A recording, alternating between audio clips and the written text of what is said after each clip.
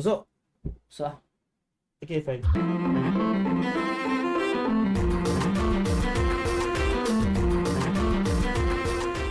Welcome.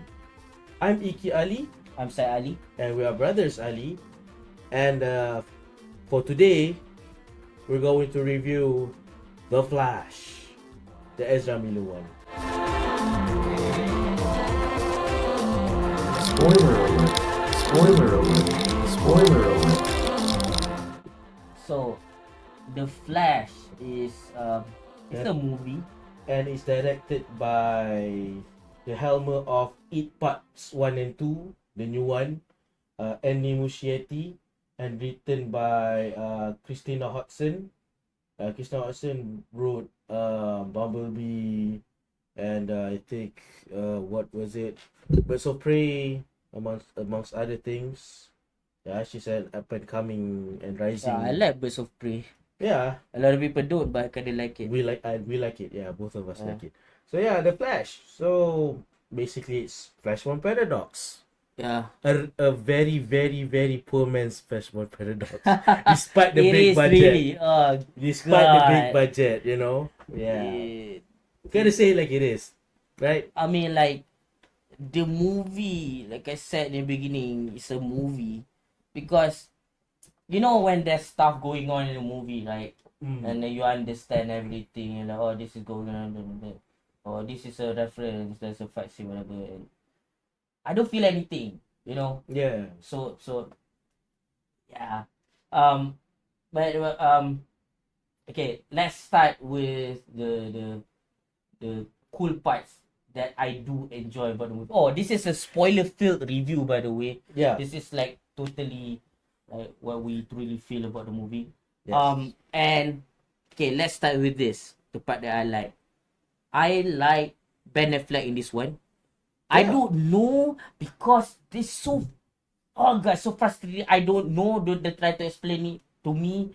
I don't understand. You don't understand. Nobody understands. It's like death. Everybody can claim what death is gonna be like, but nobody is gonna know what it's like until you die. But by that time, you cannot explain it, right? Yep. So it's like that. Yep. So I don't understand the plan. I don't understand if this is his last hurrah. But let's pretend that it is. This is Ben Affleck's last hurrah. Yeah. And it's very like he's Batman, you know. I mean, me personally, I prefer him over Christian Bale. Not in terms of the quality of the films per se. It's more like as Bruce Wayne slash Batman. I think he is one of the better ones. And yeah, the Batmobile. No, the Bat bike is it? What do they call the bike? I don't know. The bike is really cool this time. It looks very full of utility. And yeah, he's very badass, you know. I mean, like so when he apprehends the enemy, he feels like an equal to the Flash. Yes. Which you know, I will get back to how I feel about that. Okay, now to another point, like what happened early on, when he tried to save like a collapsing hospital. yeah, not the hospital, the babies. Yeah, it's in from a hospital. It is a hospital. Yeah, no. I'm talking about specifically when he goes after that, right? He wants to save the babies. Yeah, 7 babies that is falling from a baby room of a hospital. Yes, anything to say about that? Because I have something to say about that. If you don't know, I would proceed. Go ahead, you first. Right, so okay. So he slows down, right? And he looks at all the you know the routes that he could take, right? He look at where supposed to go, the trajectory and everything like that. He does math in his brains, right? And I like the fact that he goes for the snap machine first to fill up. Yeah, I like the fact that his suit actually tell how many calories that he has left. You know?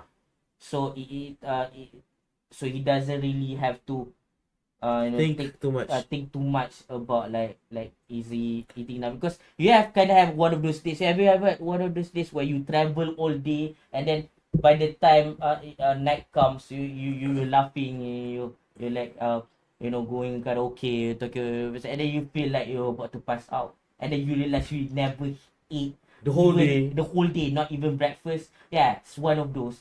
And sometimes we forgot about those things. So it's good that he has that thing Yeah. telling him that. So he goes for the snack first. I like this move because it shows that it's very practical. Because then he has the energy that he can proceed to save all of them.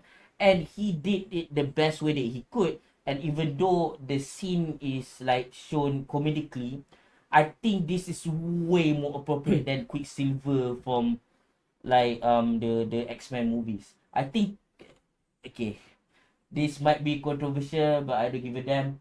I don't like X-Men's Quicksilver, specifically Bryan Singer's X-Men version of what's the name, the guy who plays Dahmer, what's his name?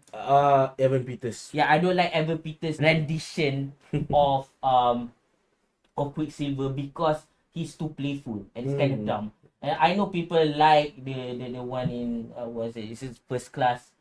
You know, that actually is Visually kind looks of cool. it's kind of okay. You know, where he's in the he saves Wolverine, Professor X, and Magneto. That was kind of cool, right? Yeah. But then years later, they started doing it like, what's it, Apocalypse? What was that movie? I'm not I sure. don't remember. And then he just came out of nowhere, and then he plays around with food, and he saves people like about to be blown.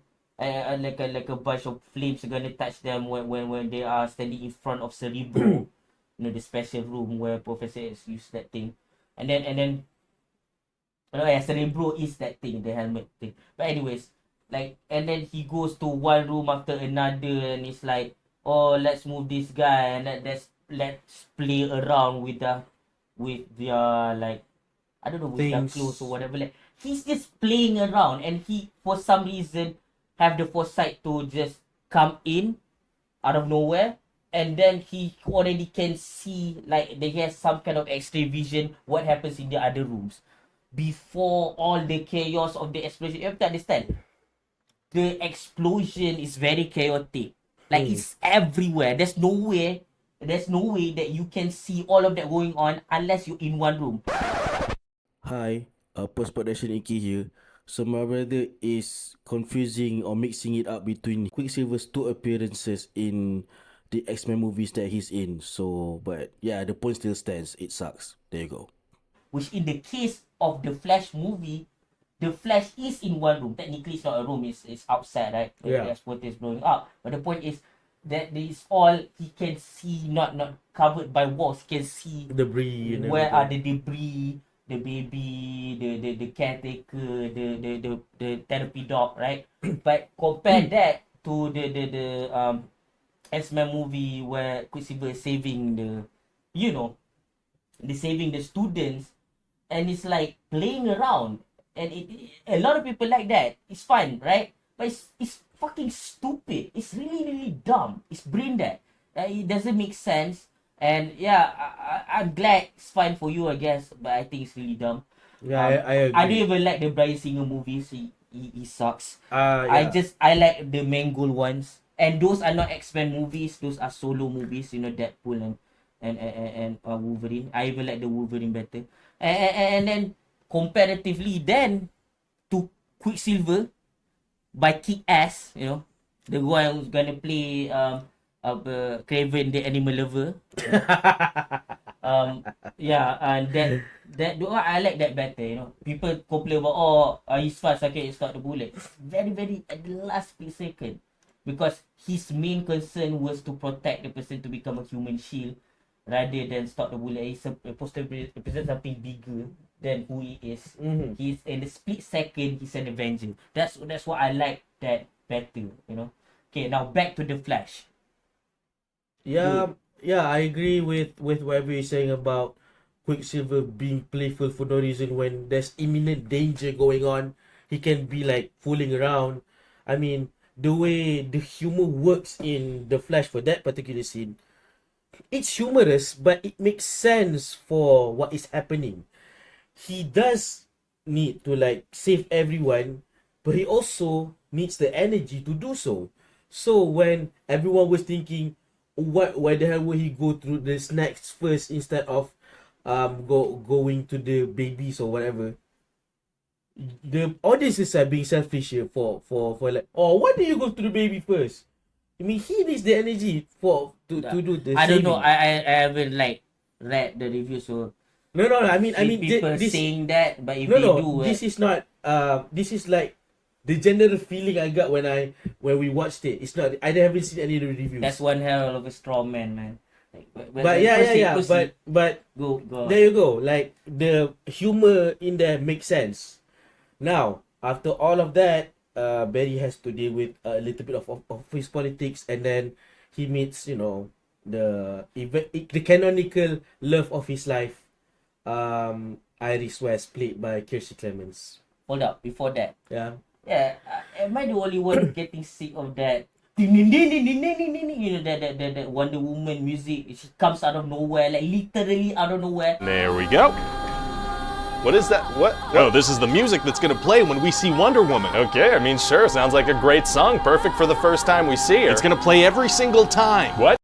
When there's like, oh, everyone is dying, she just come out of nowhere. And again, she might be almost as fast as Superman and almost as fast as like the Flash is way faster than all of them. I don't know, this version might got it mixed up or whatever. But she comes out of nowhere and then that music hits. I'm getting kind of sick of it, you know. So Yeah. And back to the Flash meeting his love interest, Iris West, Kirstie Clemens. I mean, the first time we saw her was in Snyder Cut, right? The brief second when Barry was saving her from an accident, right? That's like the only time we see her, and then she's actually speaking and acting in this one. And God, I don't know. I mean, our table is made of wood. That's what she is. She's blank. She can't act for shit. No chemistry whatsoever with Ezra Miller. yeah. Goddamn. It's kind of weird too, because like this movie is supposed to be like an intro Yes. of him, and then I talked to some people and they say it's like, oh, maybe they try to build up the relationship in another movie. Again, he said it. This is the second time that we saw them together. There wasn't much in the first movie, in the 4-hour cut, and there wasn't much in this one. And I think, when are you gonna start? This is kind of important because like the West family is a very Big part of big Abbey part. Island.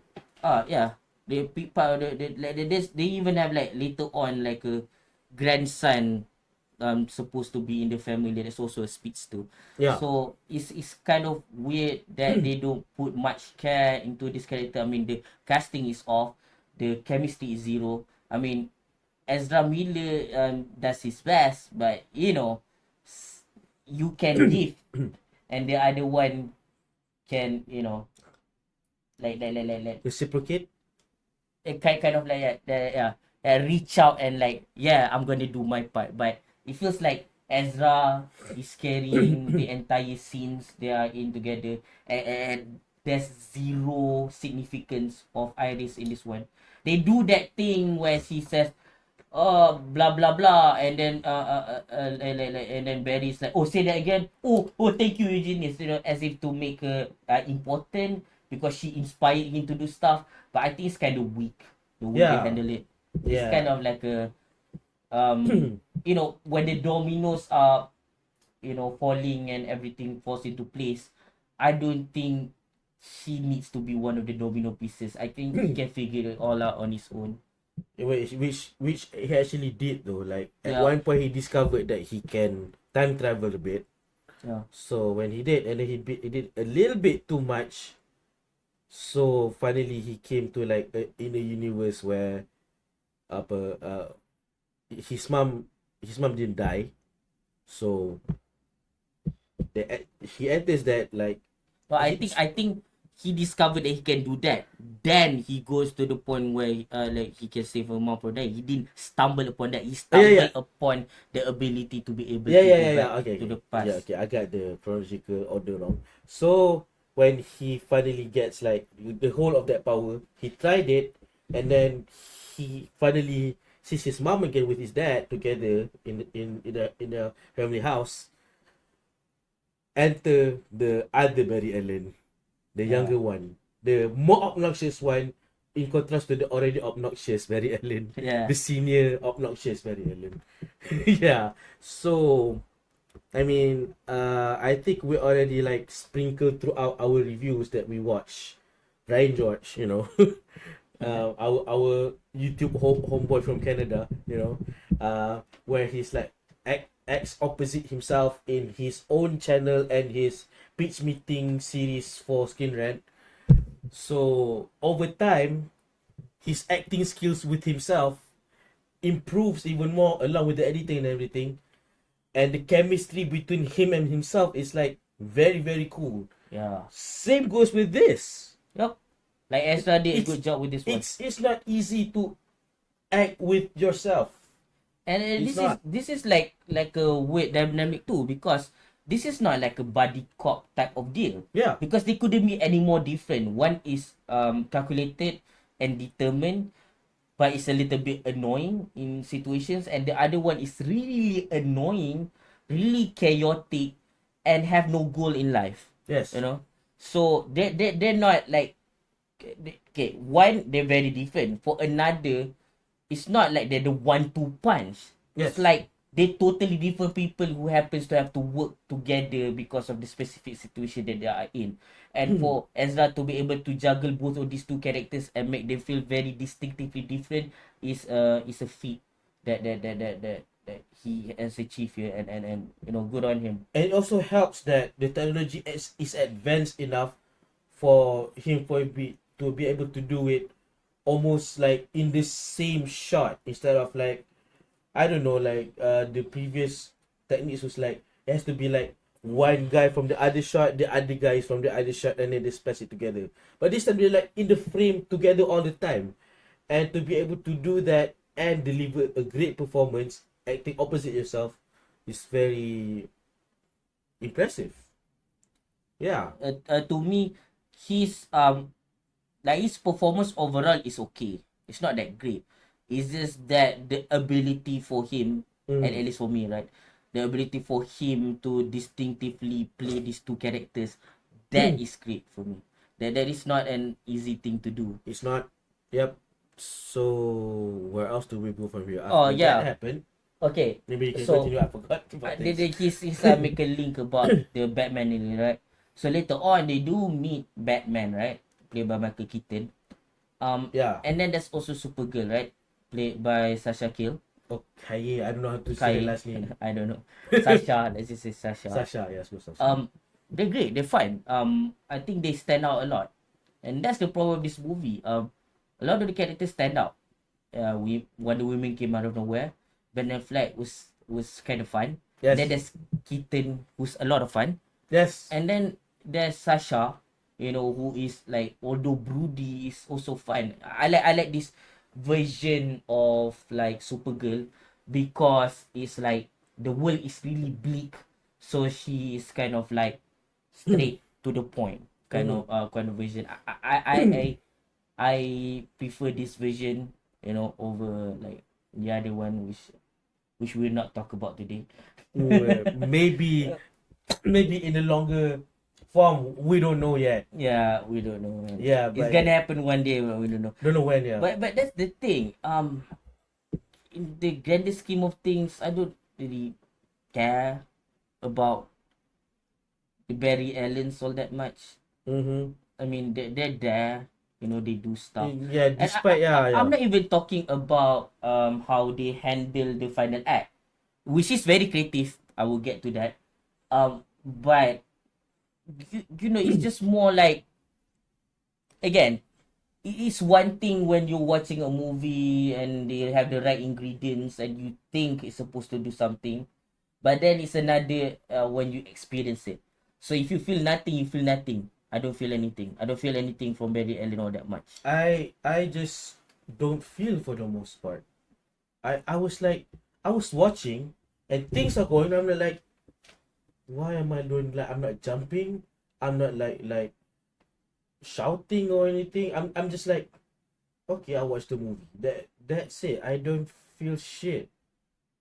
So I was like, this never happened before. I mean, even other movies, I have some sort of enjoyment. Heck, even, you know, like those art house movies, I feel something. I feel bored, or feel sleepy, or feel angry. It's just I don't feel anything. Effects might be thrown around, cameos might be thrown around, you know, and all the some of the cool visuals are floating around, flew by me. Some story beats here and there, but nothing. Yeah. It's the irony of the Flash being the fastest man alive. Dude, when they talk about the cameos, you know, the Yeah, I mean, the Jay Garrick. so there's like, let's jump straight to the, you know, let's just straight to maybe the finale, because this is what talk about. It's gonna be about the finale. We close to the finale, which is like the part where the worlds collide, which is the slogan of this movie, worlds collide. So they're like a bunch of worlds coming in. So there's like the Christopher Reeves Superman, the old school Supergirl is there, and the cancelled Nicolas Cage Superman movie. The character is there for some reason. the It's one all that fights canon now, so the connected. spider, the giant spider. Yeah, and yeah, like he said, that's Jay Garrick, and it's not even. Yeah, that's just Jay Garrick. Come on, you don't have like the It's- other speedsters you can like show the others that might come. Or You know, I don't know, impulse and everything. or actually have the decency to bring back Grant Gustin for one frame or something. Yeah, and they had that in the movie. Where is it here? I mean, even in Arrowverse, they have the same exact problem. They have this is the multiverse, right? Or so everything is canon, everything happened, right? But they have like they have zero idea how to connect them all together cohesively. Yes. That it will like help tell the story that they try to tell. It's just saying that they're there and that's it. It's like there's a concept and they're telling you there's a concept, but they do nothing with the concept. And it's like, okay, for one, okay, why is it just Jay Garrick? Why is it mostly Superman? Is that the best you can do? What about the other cameos, you know? I thought there's like Green Lantern. There's other No, characters in the DC. the thing is, I don't really care about that. Like, they would like okay. add more to the problem too. Yeah. That would be bloated then. I'm just saying that why not you focus more on the flashes, you know? Yeah. Right. Like the speedsters, not Superman. I don't really care about the Superman. That's the thing too about the cameo. So, you want to go nuts? Let's go nuts. And I have a feeling when I watch that, I'm like, what is it? Like, is there a line from one of the Michael Keaton Batman movies? Yeah, apparently it is. And the thing is, I don't remember. I watched the beginning, middle, and end, but I never really remembered the movies. You know, they're supposed to be part of my childhood, but you know, different people have different priorities, and I end up not really watching the Batman movies played by Michael Keaton. A lot of people I know like him a lot, but that line is a little bit too niche outside of people who watches Batman. What I mean by that is like you know when you hear like a line, with great power comes great responsibility. You don't even have to watch Spider-Man. Everybody knows that line and knows where it comes from, you know? Yeah. So that line, you want to go nuts, let's go nuts, it's kind of like, for one, it's exclusive to the Michael Keaton movies.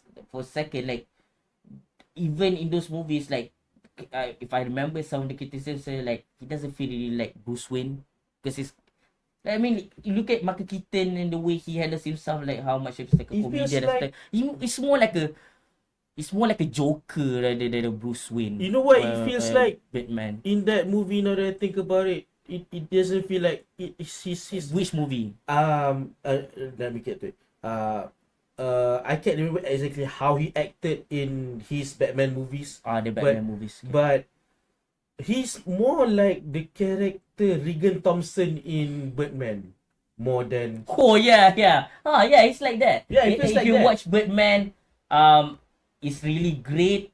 It's just so you know that if you don't understand or don't enjoy it, you suck at enjoying films. And if you are one of those unfortunate audiences who was like fooled by the trailer and then get actually schooled by him in the movie itself, Haha. So you know what I mean? Like it feels like A parody of him. yeah. That what I mean is like you know the problem. DC has a lot of this problem like BVS.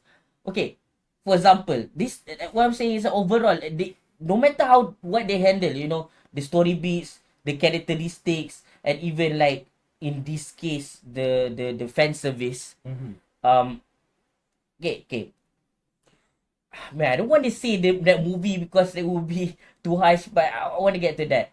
Okay, remember the word fan service, right? So that's the reason why I'm judging this movie based on its fan service, right?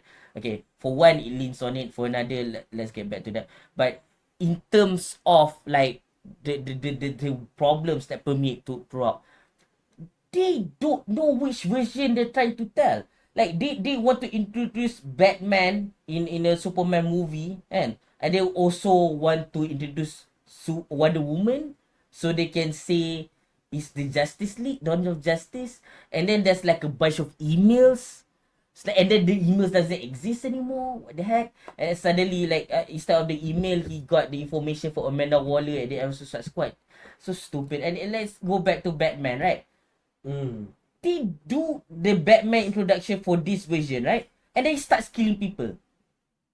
That's the Batman, the Dark Knight Returns version. That's not the prominent main Batman version. If you're going to do a reboot, you have to do it properly. Yeah. If you're gonna do a one-off, then it's fine. You know, if you do like for example when DC did Joker, right? That was like a one-off, or apparently they want to do a sequel. But the point is that was not supposed to connect to the bigger world. So if you want to connect Batman to the bigger world, it has to feel like Batman. You know what I mean? Yeah. You can't do the Batman that kills people when it's the version where he went out of retirement and go back into action again one last time just to kill Joker. That's a different version, and it's kind of weird. And just like you want to go nuts, you know, that kind of line, you wouldn't understand it unless you watch the Batman movie from back then. A lot of people don't watch those anymore simply because some people might find it campy. A lot of people watch the Nolan version. Come on, it's Nolan, man. Yeah. And then there's like Heath Ledger in the second movie, so more reason for people to watch that version. And a lot of people are also familiar with Ben Affleck's version. So if you want to make references, make sure it's the references that are universal enough for people to understand. Now let's get to it. Why I talk about fan service? Because this movie, like I said, lean on it too much, right? So we have to judge it by in a way, you know. It's like this is kind of like fan service, right? And I'm not gonna judge it in the sense that because it has fan service, it's trying to play it like it's like by default, or the fans are gonna like it and so it's gonna be great, right? I'm not gonna say it like that. I'm not gonna point out that. To me now, I judge it just as the plot, the writing, the setting or whatever, cinematography or whatever, as a merit. Just like I did another movie, and you know what movie I'm talking about, right? Another movie that does fan service well, and I think evolves movies to the point that fan service should be taken seriously. I know where fan service comes from. Yeah, it comes from ecchi, but later on it becomes something else. It focuses more on, you know, servicing the fans in general in terms of like Easter eggs, in terms of like references and whatnot, right? Let's just leave the debate out of. I think I know which movie you're talking about. Yeah, no, I'm You saying, go there. yeah, Okay. like Across the Spider-Verse, right? They did it well. And also, in terms of using past characters or like extended. Before we get to that, right? Past characters that we get back to that. I just want to say this. Like, for example, in that's Across the Spider-Verse movie, there's like a cat spider. It's funny because everybody loves cats. Spider cat, yeah. And then there's like a the one with the paper bag. The Bombastic Batman. Bombastic Batman. Like the costume is in every Spider-Man game, right? And Spider-Man games are famous. Even if you don't like Spider-Man, you can play those games and have fun, right? And then there's also like the T-Rex. It's like a very recently added. Like it was 2 weeks before the movie is even up. Like it's a recently added character. And even there's like a still of a frame of a Spider-Man in there, right? So it is very clear then that these references, even if you don't watch Spider-Man, you will understand these references. Funny cat. Oh, there's a dinosaur. Oh, there's like, there's that guy wearing paper bags in every Spider-Man game. You know, you can relate to that. You know, Yeah. the things that they show, like they cancel Nicolas Cage Superman, like people who don't know that, and they won't feel a thing. Okay, back to you about the past version Okay, of. it's not so much okay. Maybe the usage of already established characters like I'm gonna pummel this movie to pop by comparing it to yet another movie, multiversal movie which handles this aspect Yeah, better than we're this going itself. in. We're going to the comparison land now. Comparison land. I'm sorry, The Flash, but I have to do it because you just did it not. You just did it worse. So in No Way Home, they pull out Andrew Garfield's Peter and Tobey Maguire's Peter, and they are the characters from those movies, and they picked up where they left off, and then it contributes to the overall story, Yeah. and it is like affecting the plot and the character journey, and which makes the movie emotionally fulfilling, and you know the fan service feels warranted because they are reconciling past things that are unsolved and make it like a redemption arc for those characters. So in terms of this, I think I mean I saw I can't remember the exact movie, but I saw the pitch meetings of the Bat Keaton movies. You know, there are like some unsolved plot. They just don't even bother to like at least include it like in the line Back kita movies. Batman movie starring Michael Oh, Keaton. right. You know, Yeah, it sounds like you say BAD. Bat Keaton. Alright. So yeah, they just like they don't even bother to reconcile that. This is like what to say, this is like an insult to fan servicing. You know, I think. And even this is like I remember like reading about Doctor Sleep. Okay. The writer and director, I forgot his name. I'm sorry, but he's a great writer actor of the horror genre. He tried to reconcile the ending of the movie and the novel Doctor Sleep, in which the original author Stephen King doesn't approve of the movie, but when the director and writer of Doctor Sleep tries to reconcile and like connect it together and make Stephen King proud, we feel that, and it's like a satisfying thing for the fans to know that it's like it honors the source material very well. Hello, post production Iki again. So what I meant to say here was Stephen King did not approve of Stanley Kubrick's The Shining because it kind of like stray far away from his original novel. So yeah, it pissed him off, and up to a point he optioned a new adaptation, a mini series for TV, and it doesn't go that well. So what Mike Flanagan, the writer and director of Doctor Sleep, is trying to do here is trying to reconcile the endings of the original novel by Stephen King, the movie adaptation by Stanley Kubrick, and the overall storyline of Doctor Sleep, which is written as a sequel to The Shining, and makes the fan happy and therefore servicing the fans. This is not the case. They're just like, okay, let's make a movie. Oh, we forgot, it's a fan service. Throw things in. That's it. Yeah, like at the end, we went from Affleck, right? So in another universe, we go to Keaton, right? And then Yeah. out of nowhere is Clooney. Why? Or why is it Clooney? I mean, I know he was Batman, but why? That is there a rhyme or reason? There's no rhyme or reason. They Yeah, just put it there's for no the sake rhyme of or putting reason. it. Yeah. Like where you edit, where is Adam West? They see they there's not even that many like Batman, so to speak. But there's no Kristen Bale, there's no Adam West. Maybe you can afford Kristen Bale. Maybe because Adam West is not there anymore. Maybe that's the reason why. But you already did the bad CGI for the character. Yeah, let's talk about the CGI. It's freaking bad. It's atrocious. I think I can just leave it there because like you can see it. It's so okay.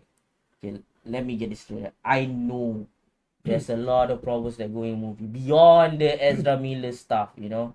Yeah. Because we need to talk about Ezra, you know. I haven't watched that movie. I need to watch that movie. We need to talk about Kevin. Okay. No, we're not talking about Ezra in this review. Okay. But anyways, there's also like a bunch of like, you know, we think they have to edit this part out, they have to cancel this, they have to blah blah blah, budgeting problems here and there. Oh, then James Gunn started to like, you know, let's do a Flashpoint paradox, you know.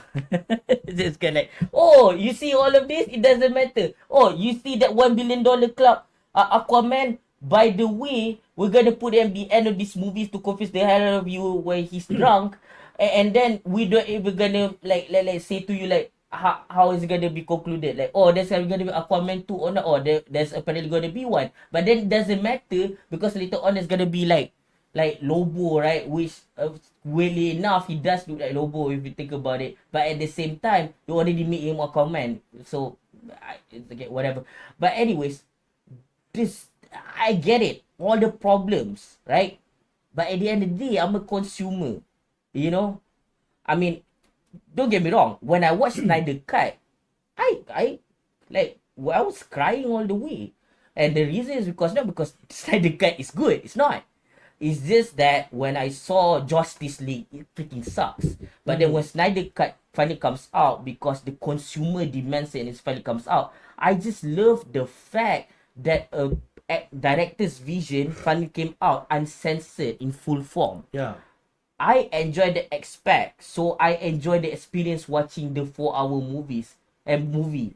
But at the end of the day, it's still 4 hours. It's still bloated. It's still bad. The CGI is terrible. A lot of the things are off, but a lot of the pacing stuff are better explained there. But at the end of the day, I'm not saying that that's good. And I'm not even saying it's bad to enjoy. In fact, I said I enjoyed the heck out of it. But in hindsight, it's not that good. You know? And then when it comes to this movie, it has even worse CGI somehow. And even though it's supposed to be less convoluted than you know, the Snyder Cut of Justice League, right? So when you look at the like for example, okay, you have the CGI helping the main character, right? And even though I have problems with the Arrowverse version of the Flash, I prefer this. You know, look like fast, right? What is this? And then he just like glide along and it goes really fast. Like Wonder Woman does that. He did that in Snyder Cut. He did that again here. It looks really cheap and stupid. You know, you want him to run fast. You know, like the animation needs to feel like it's fast paced. Yeah. It's bad enough that you did it wrong the first time. You didn't fix it in Snyder Cut. You did it again here. And in Arrowverse, you do a lot of slow-mo. That's another thing altogether. It's so stupid, man. I want to feel fast. Gotta go fast, you know? Oh, yeah. Like, I haven't watched Sony. I bet that's how I'm gonna enjoy. That's where I'm going to be able to enjoy a fast-paced movie, maybe. Maybe I should watch Sony. Oh, yeah. Now that you mentioned Arrowverse again, even like before this, like, very recently, just a few seconds ago, let's talk about the way they treat the Dark Flash. Oh, Savitar. I like. Oh yeah, some people call it Dark Flash. Savitar. I was thinking of Savitar. Yeah, I would say Savitar too. Yeah, but I like how the origin story of the Dark Flash of Savitar in this one better than how they handled it in the Flash in Arrowverse. Yeah. And even looks badass too. I mean, the starting point was the Flash's elbow or something got like an artifact stuck over there, and then it builds up as he's trying to fix his mistake, and then the shrapnel sort of keeps coming up, and then it forms the badass armor. It's like Cool, yeah, like man. little by little. And the thing is too, it makes a lot of sense. Because for one, you know, the Savitar is not like, oh, I'm neglected and therefore I'm a vengeful spirit, you know. Whereas like the other Barry Allen who got family is okay. I'm like, how can you predict that? Because like I don't want to be too personal. I was kind of neglected when I was a kid, so I turned out fine. At least I like to think so. You know, I don't do drugs or anything like that. Yeah, you never know because that's too like presumptuous that it's gonna turn out a certain way just because it's neglected. But when it comes to the Savitar here, it makes sense because if you think about it, this Barry Allen, the new one, the younger one, he is very immature, and he have everything going on for him. You know, Yes. at least in the sense that he's gonna get a date with Iris West. He has his mom still, and he has a decent life. He's just a normal American kid, right? Yeah. So it's like he has no point in life until he met Barry Allen from the future. And this guy, he like, you know, or should say, and from another time, and this guy give him purpose, right? So now younger Barry feels like, oh, finally I have purpose, now I have to do this right. So when they start to, you know, try to save multiple times, which by the way I think is very believable. Imagine the world where there's no metahumans, and then Zod comes in, and yeah, he feels very like kind of like scary here. Yeah, it makes sense, right? He was downplayed, but yeah, still, yeah. Yeah, like if, okay, Supergirl is not trained and she just got out. Batman is, you know, just a human, and then there's two Flashes. One of them is an amateur. You know, I don't think it kind of feels like very scary in the sense that yeah, if in the world with no metahumans, if Zod comes, if no Superman is not there, yeah, they're gonna die. So if the doomsday is there, it's very believable, right? So when he tries to keep repeating to save both Supergirl and Batman, right? It's like, okay, maybe just one more time. Maybe I just change this. Maybe I just change that. You know what I mean? That's the second part of the Flashpoint paradox, right? Yes. I like that because it makes sense for an immature kid to feel like, if I just change this, I can imagine if you have the power to change your past, right? But then there's like the butterfly effect, the domino effect, and everything like that, right? So things turn out in ways that you don't want it to turn out. If you have the power, of course you're gonna keep going back, right? And this is the Flash you're talking about. He can even do that really fast. Yes. He can keep doing that. So what's fixing one more mistake where you can keep doing it over and over again over thousands of time, or should I say thousands of years? So if it turns out as the oldest and most like experienced in this sense, like being Yeah. that kind of can be you know, perceived as a god because he's very fast and he can turn back time, he can keep changing stuff. This Savitar is very believable, Yeah. and I like how they handle it. Yeah. And I think we should end it with a good note because we kind of bashing on this movie a bit. When Okay. they talk about the What? scene, the scene with the mother towards the end. Oh, fudge. That was like, it's hard. It hits hard. I can remember like I love you more, I love you before, something like that.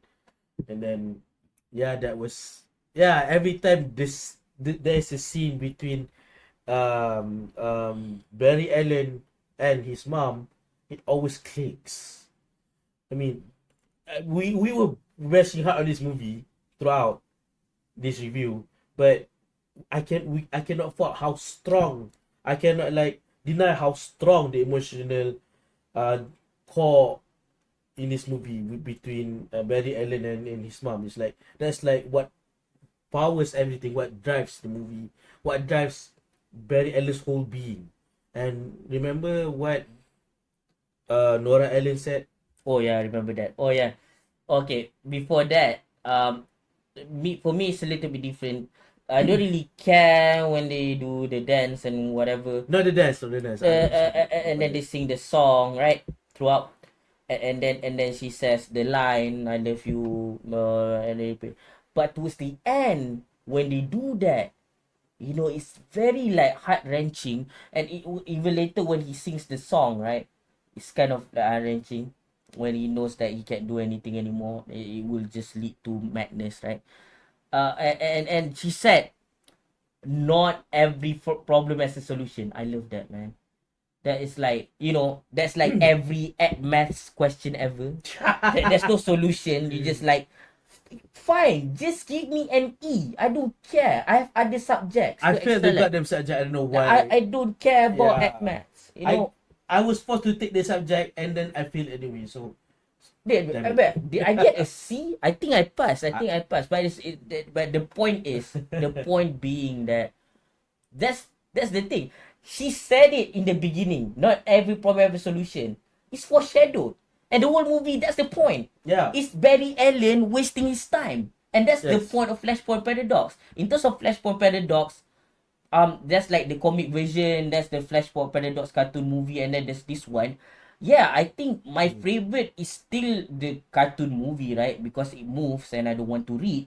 So this one is pretty good as well. I don't know which one is better between this one and the comics because I don't read the comics, right? But I think this one is pretty good in terms of like the Flashpoint Paradox storytelling. How Barry tries to save his mom, but because he saves his mom, there's no Barry Allen with the powers, and then therefore things happen.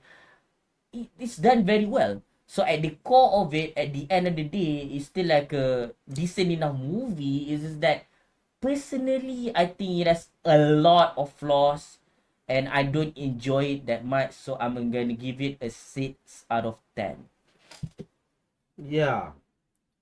I'm just going to give it 6.5, and the 0.5 is for Supergirl. Yeah, I gotta be honest. She's the only one that gives me any some excitement. I mean, like when I watch it, I feel nothing, and the Supergirl comes out, I'm like, oh yeah, Yeah. please James Gunn. His wallpaper on his phone is Supergirl. And on my PC at work. So Understandable.